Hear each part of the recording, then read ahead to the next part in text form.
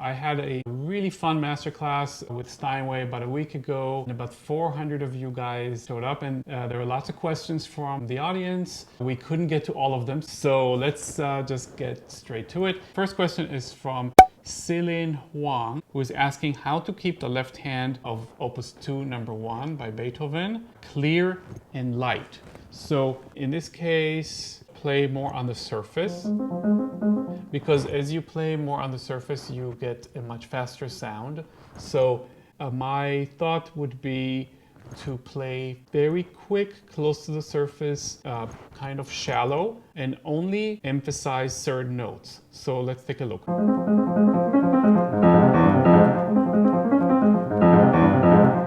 So what I'm doing is I'm actually changing the fingering that is usually used for this, and this is what I'm doing instead. 2, 3, 1, 2, 3, and then I just play the 5s down here much deeper, which gives it enough of a sound to play together with this. And that's really all you need, I think.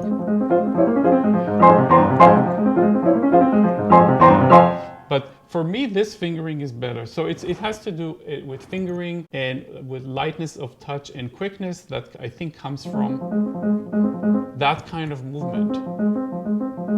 So you don't end up staying in one spot.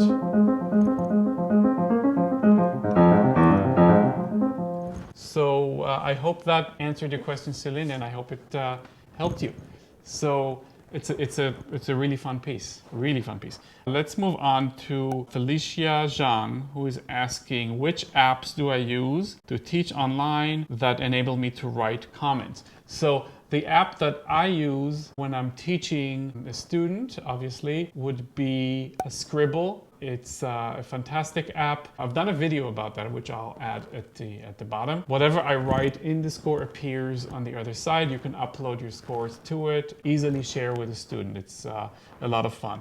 And then in a masterclass situation, or if I want to demonstrate something, I use PDF Expert. That's the name of the app, where I import my scores to. So when I want to share them with the public or even with a student, basically what I do is I just select this, and then I can circle different things on the screen, and then everybody can see it, and that's done in real time.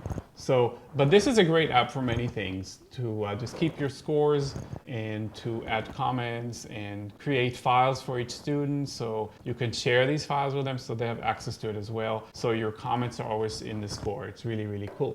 All right, let's move on to question number 3. Chrissy Huang is asking, which sonatas do I recommend for students to start with? So my guess is we're talking about younger students, not adult students, but younger students. And we're talking about Beethoven. I think all these questions, since the masterclass was about Beethoven, they relate to Beethoven. I would say that the simplest one would be Opus 49 in G major.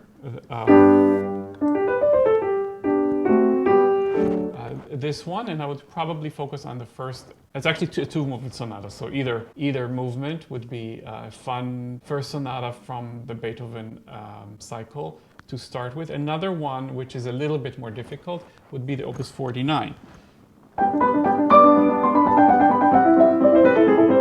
which is wonderful. It's a good challenge for kids who are really into it and are willing to explore something a little bit more difficult. I wouldn't say that it's really difficult. It's sort of like a sonatina level, but a difficult sonatina. Especially the first and last movement. The second movement is quite beautiful and sad. And it's one of my favorite movements, actually, from all the sonatas. The last question is from Mary Perak, who is asking which edition I use for the sonatas. And actually, I'm pretty practical in that sense. I use the Henley Ortex edition because I think it's probably the best.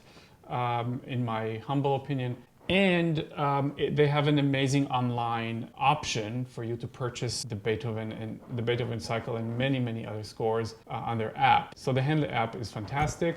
I use it all the time. In fact, I can show you the app right now.